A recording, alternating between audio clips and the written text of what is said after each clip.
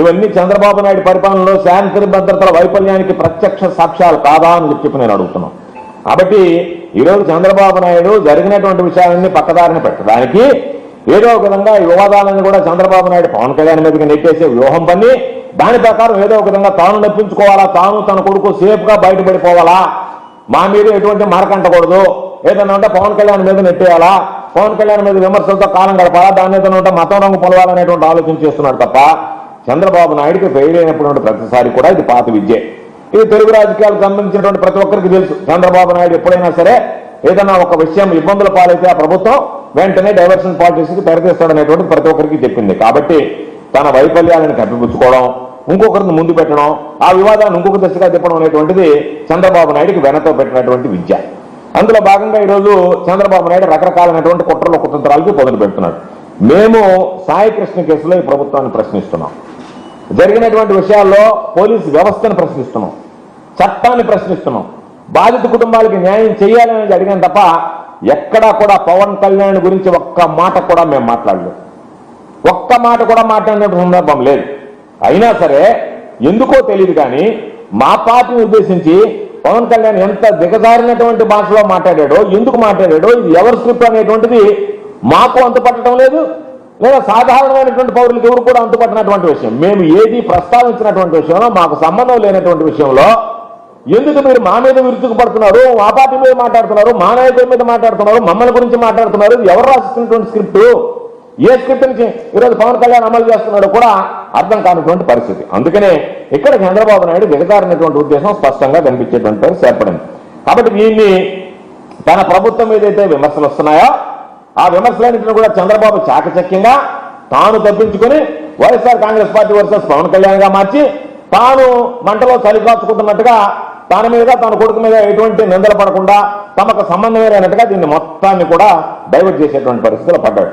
ఈరోజు మేము అడిగేది ఎన్నికల్లో మాత్రమే కాదు, పరిపాలన వైఫల్యాల నుంచి తప్పించుకోవడానికి కూడా పాపం పవన్ కళ్యాణ్ చంద్రబాబుని బ్రహ్మాండంగా వాడుకుంటున్నాడు. చంద్రబాబు పవన్ కళ్యాణ్ బ్రహ్మాండంగా వాడుకుంటున్నాడు, ఎన్నికల్లో వాడుకున్నాడు. ఈరోజు ఏ ఇష్యూ వచ్చినా సరే దాన్ని డైవర్ట్ చేయాలి అంటే చంద్రబాబు మొట్టమొదటిగా పవన్ కళ్యాణ్ వాడుకోవడం, పవన్ కళ్యాణ్ మీద ఉని లేని ఉన్నట్టుగా ప్రచారం చేయించడం, ఆ విషయం డైవర్ట్ చేసేటువంటి పరిస్థితులు పడ్డాడు. బహుశా నాకు తెలిసి పవన్ కళ్యాణ్ ఈ విషయం తెలిసి మాట్లాడుతున్నాడో తెలియక వ్యవహరిస్తున్నాడో మాకు తెలియదు కానీ ప్రజలందరూ కూడా అర్థమైంది. చంద్రబాబు నాయుడు పవన్ కళ్యాణ్ మొన్న చెప్పిన అన్ని విధాలా ఆడుకుంటున్నాడు పవన్ కళ్యాణ్ అనేటువంటిది స్పష్టమైనటువంటి విషయం. అందుకనే ఈరోజు చంద్రబాబు నాయుడు ఆ పార్టీకి వేశాడు. పవన్ కళ్యాణ్ అడ్డు పెట్టి రాజకీయం నడపాలా, దాన్ని డైవర్ట్ చేయాలని అనుకున్నాడు. ఆ పార్టీకి పారలేదు. చంద్రబాబు నాయుడు ఈరోజు ఇంకొక పార్టీకి వేసి ఆ యూట్యూబర్ రావణ చుట్టూ కూడా ఒక కథ నడిపి ఆయన పవన్ కళ్యాణ్ విమర్శిస్తున్నాడు అనేటువంటి పేరుతో ఈ రావణ్ ఇష్యూని తెర మీదకి తీసుకురావడం జరిగింది. ఆ తర్వాత 10 కొద్ది కేసులు పెట్టారు ఆ రావణ్ మీద, అతని మీద పెట్టిన తర్వాత ఒక కోర్టు బెయిల్ ఇస్తే ఇంకో కోర్టు బెయిల్ ఇస్తే పోలీస్ స్టేషన్ అన్నిటి చుట్టూ తిప్పారు. 5 రోజుల వ్యవధిలో 5 పోలీస్ స్టేషన్ చుట్టూ తిప్పాడు. మేము అనేక సందర్భాల్లో అడిగింది ఏంటంటే పోలీస్ స్టేషన్లో ఉన్నటువంటి వ్యక్తి మీదకి కొంతమంది జనసేన కార్యకర్తలు, అదేవిధంగా జనసేన కార్యకర్తల ముసుగులో కొంతమంది తెలుగుదేశం కార్యకర్తలు పోలీసుల సమక్షంలోనే దాడులకు ప్రయత్నించారు. కాబట్టి ఇది శాంతి భద్రతల వైఫల్యం కాదా, చంద్రబాబు వైఫల్యం కాదా అని చెప్పి దాని మీద మేము ప్రశ్నించాం. అదేవిధంగా ఎక్కడా కూడా ఏ విషయంలో కూడా మేము ఈ దాడులు సృష్టించినప్పుడు వాటికి సంబంధించి మాట్లాడలేదు. మేము మాట్లాడేదంతా వైఎస్ఆర్సీపీ నుంచి ఎక్కడా కూడా ఈ రావణ విషయంలో ఒక్క విషయం కూడా మేము మాట్లాడేటువంటి పరిస్థితి లేదు. మీరు చేసినవి గమనిస్తున్నాం, వాటి విషయంలో మేము ఎక్కడా మాట్లాడలేదు. ఎందుకు మాట్లాడలేదంటే మాకు సంబంధం లేనటువంటి విషయం, ఈ ప్రభుత్వం దుశ్చర్యలన్నీ ఇదే విధంగా కొనసాగుతున్నాయి కాబట్టి ఆ విషయాన్ని మేము జోక్యం చేసుకోదలుచుకోలేదు. అయితే ఈరోజు మేము అడిగేది, ఈరోజు ఎక్కడా మాట్లాడకపోయినా అసలు ఈ కేసులేంది, జరిగినటువంటి పరిణామాలు ఏంది, ప్రభుత్వం ఎందుకు ఇలా వ్యవహరిస్తుంది అని మేము గమనిస్తూ ఉన్నాం తప్ప ఎక్కడా కూడా మీరు మాట్లాడినట్టుగా ఈ రావణ్ అనే వ్యక్తిని సమర్థిస్తూ మేము మాట్లాడినటువంటి సందర్భాలు లేవు అనేటువంటిది ఈ సందర్భంగా మరొకసారి నేను స్పష్టం చేస్తున్నాను. అయితే మేము అడిగేది ఒకటే, మీరు చేసినటువంటి వాటిలో ఎవరన్నా చట్టవిరుద్ధమైన ఉంటే దానికి సంబంధించినటువంటి కేసులు నమోదు చేయండి, ఇబ్బంది లేదు. దాని ప్రకారం విచారణ చేయించండి, అభ్యంతరం లేదు.